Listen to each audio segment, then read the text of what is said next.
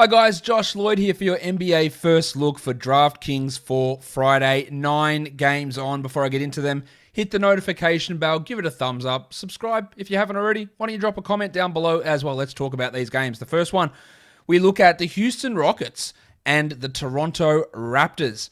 All this talk about Kyle Lowry being traded, I think there's no impact here in this game, but it's just something that's happening at the moment. There is no Christian Wood again for Houston. What do they do with Justin Patton? He played only 12 minutes last game. Do they go with PJ Tucker, big minutes at center again? You think they almost have to.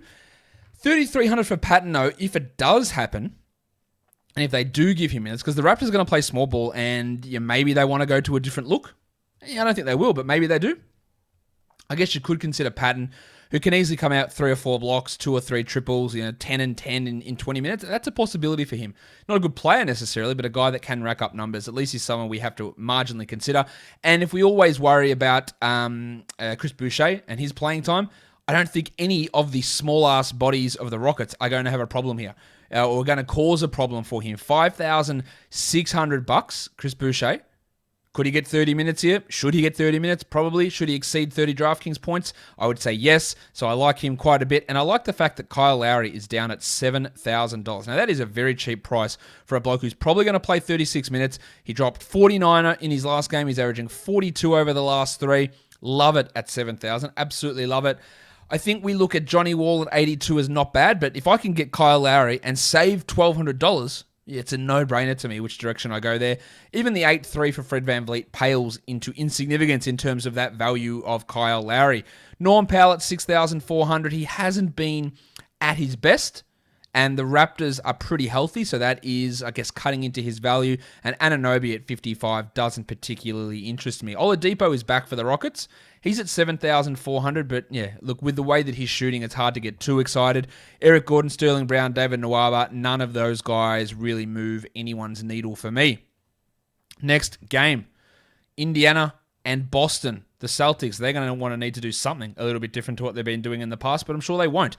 They will welcome back Kemba Walker, but do they go with the Tice Thompson front court? Do we have Ogilvy starting? Do they mix things up and throw Robbie Williams in there? Almost definitely not. But they are searching at the moment, and they need to change things up. Jakar Sampson is questionable for Indiana, but he wouldn't play anyway. Kemba at 6,200. That is a very cheap price for Kemba Walker, and while we can all admit he's not playing that well, he's still putting up some okay DraftKings numbers. 33 points last game, 34 average over the last 4. And at 6,200, that's not far off where it needs to be. In fact, it's probably exceeding where it needs to be. 47 for Tristan Thompson is a good cash play if we do hear that he's starting. Now, this is a matchup against Turner and Sabonis, so maybe they do think they have to go to that 2-center lineup to combat those players. So that probably helps Thompson. I'd rather use him than Tice with the way that Tice is going at the moment. 93 for Jason Tatum. I reckon I'll leave that alone. While 8,100 for Malcolm Brogdon, I think is okay, but 9 games, we can do better. Is 8,600 for Jaylen Brown doing better? I'd say 8,000 would be, or 7,900 would be. I'm not sure that 86 is. He had a 49, a 46, but 2 sub-35 games. He's not going to cut it. And I'm not sure that the upside risk is worth him here. 10-4 for Domantas Sabonis is a lot. It is a very, very big amount. Do I believe that Sabonis can do that? Well, his recent performances will tell you yes. Averaging 63 over his last 3 games. He had an 82-pointer in there, exceeded 52. In fact, scored exactly 52.5 in 2 of the last 3 games on the back of some big defensive stats for some reason. And yeah, hitting free throws, big usage, big numbers from Sabonis. I do not feel comfortable spending 10,000 plus on him. McConnell's at 55. I think that's a good GPP, actually a good cash option as well. While Miles Turner at 6,000 is all right, but I don't feel particularly good about his floor, and I don't feel particularly good about his ceiling, which is not a great combination when you're talking DFS. The Utah Jazz taking on the Miami Heat. Bam Adebayo has popped up on the injury report as questionable. Tyler Hero is also questionable, while Avery Bradley remains out for Miami. Bojan Bogdanovic is at $5,000. He has been inconsistent, but his last 3 games have been good. That almost tells me that this game will be bad, so I won't be interested in him. I still continue to like Gobert at 7,200. The minutes for him haven't been ideal because they've just been blowing everybody out. and that's probably the only thing can point to who would go there. But 38, 33, 55 in 3 of his last 4 games before that blowout against the Lakers. I feel pretty good about him at 7,200. 6,100 for Conley looks all right to me as well. And if we do have Adebayo out, we're looking at Precious Achiuwa as a minimum salary player who'll become the absolute chalk play of the day. He'll get 20 plus if he starts, and at minimum salary, what more can you ask for? Adebayo's at 9,000. I might fade that, and I definitely am not super interested in Jimmy Butler at 9,400. Butler's been playing well, but that is a lot of money for Jimmy Butler. Jordy Clarkson at 58, we can do better, and I think the 8-5 for Donovan Mitchell in a matchup against Miami has the potential to go south really quickly. Dragic at 5,200, I worry a little bit about his minutes here, while Hero and Ingles, they're not going to work for me. None at 5,800 is only interesting to me if Hero is ruled out, and even then, I'm not particularly excited about it. The next game we look at, the Oklahoma City Thunder and the Oklahoma City Thunder hosting the Atlanta Hawks, as I get my teams mucked up in my head. This one here, Al Horford is out for Atlanta. He is resting. Still no George Hill as well.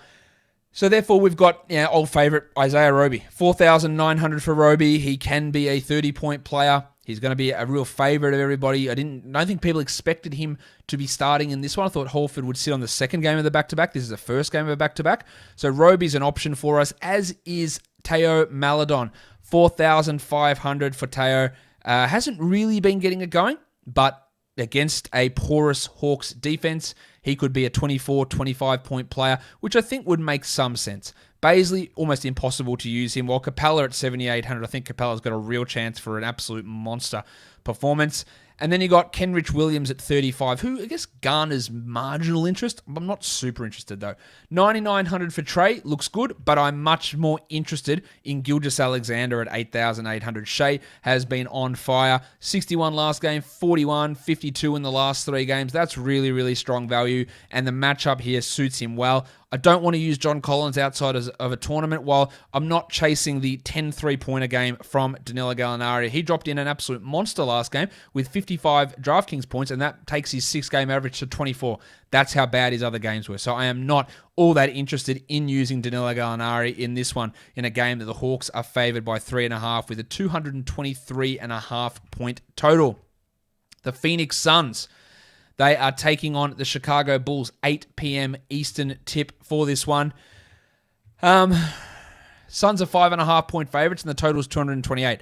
Dario Saric has appeared on the injury report as questionable, while Markkanen and actually I should have mentioned for the Hawks. Sorry, Cam Reddish is out. Cam Reddish is questionable. Dario Saric is questionable for Phoenix, while Markkanen and Otto Porter still remain out for Chicago. DeAndre Ayton's at 6,800. We've seen him have big games against the Bulls in the past. We've seen some other centers have big games against the Bulls recently. I don't mind using Ayton at a sub 7,000 price, but I don't feel particularly confident with it. Chris Paul at 7,500 does look good to me. I think he's able to put up some big numbers going up against Kobe White. I don't expect White to have too much resistance, while Wendell Carter Jr. is playing at a very high level. Now, some of that has been against some pretty substandard big men, and against Ayton, I think Ayton's defense is a little bit of a worry, but look at 40 plus in each of the last 2 games. He's at least in the discussion we need to have, as is Zach LaVine. At 9,600, LaVine is just consistently dropping 40s, consistently getting close to 50. And at 9,600, I like it. It's not the greatest play out there, but I'd probably take him. Would I? No, I probably wouldn't. I probably would take Devin Booker because he's only 8,000. And I think he could be a 45-point player, same as LaVine. And I'm saving a bit over $1,500 there.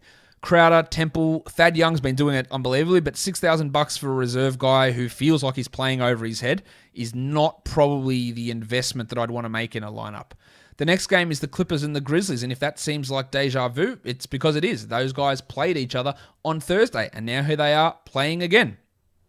Ja Morant's at 7,100. Love it. Absolutely love that for Ja Morant. Now, I don't think the Grizzlies are going to shoot quite as well in this game as they did on Thursday, but that looks like great value to me. I also like Kawhi Leonard at 9,100. Remember, it's a back-to-back, but he is playing in back-to-backs these days, while Justice Winslow's at 37. Only just a wild flyer type. 6,800 for Valanciunas doesn't particularly get me excited, while what they do in that guard rotation. Do they keep Melton out again? So that means Bane and Allen get that playing time? Do we get Dylan Brooks going out there and missing as many shots as humanly possible? I think all those things are in play. I also like Paul George at 8,600, who's been obviously really good so far this year at 8,600. He has some value for us here. Not the greatest play of the day. I think Morant and Kawhi are better than him in this one, but of course it's Paul George, so he's really bloody good. Next one is another team on a back-to-back. It's the Sacramento Kings. They take on the Detroit Pistons. The Pistons should get Jeremy Grant back. He rested last game, so no worries there. While the good old Saddiq Bey has appeared as questionable. I wouldn't want to use him anyway, but if you were considering it, Saddiq Bey is questionable with an ankle issue. The Kings are 1-point favorites here on a back-to-back, and the total's 224. I don't buy that for a second, but that's currently how the spread looks. De'Aaron Fox at 7,700. The only reason I'd be a little bit cautious about that is because it's the back-to-back, but otherwise it looks pretty good. Mason Plumlee at 6,500. I love that. What the hell is not Mason Plumlee? What is Marvin Bagley going to do to stop Mason Plumlee? 6,500 for Plumlee. Looks good. Hields at 58, and I like that his salary is coming down. I wouldn't say that he's a great play here, but there is at least marginal value. And I think the 7,300 for Jeremy Grant is a really strong cash option.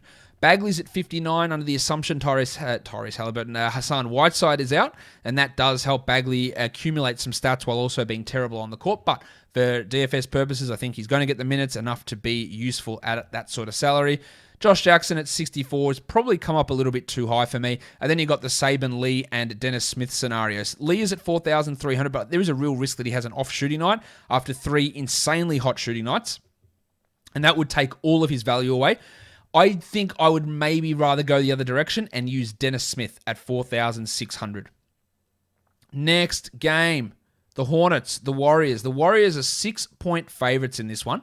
It is in Golden State. Remember, these teams played each other the other day, and Terry Rozier hit that game winner to knock off the Steph Curry-less Golden State Warriors.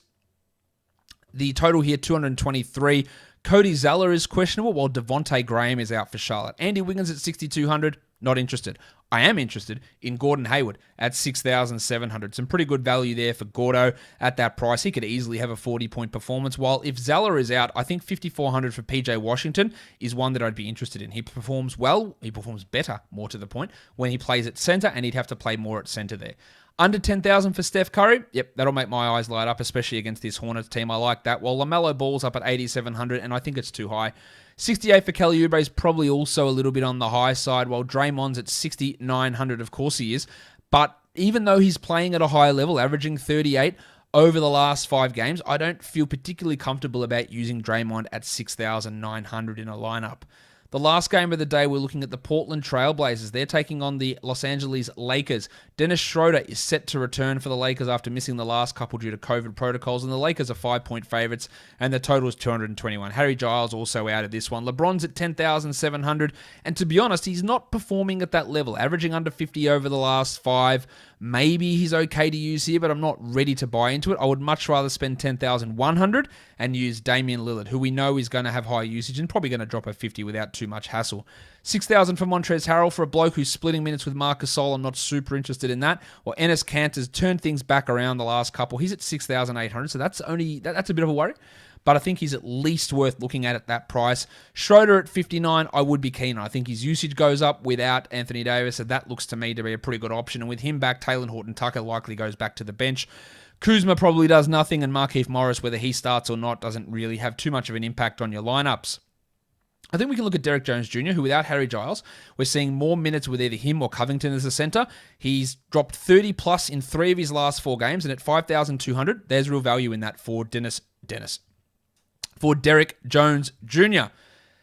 That'll do it for your first look. DraftKings Friday. Don't forget, subscribe, notification bell, thumbs up, comments down below. Follow me as well. You can find my channel in the description and in the title of this show. Subscribe, hit your notification bell, guys. All that stuff is great. Thank you so much for watching, everyone. I'll see you next week. Bye.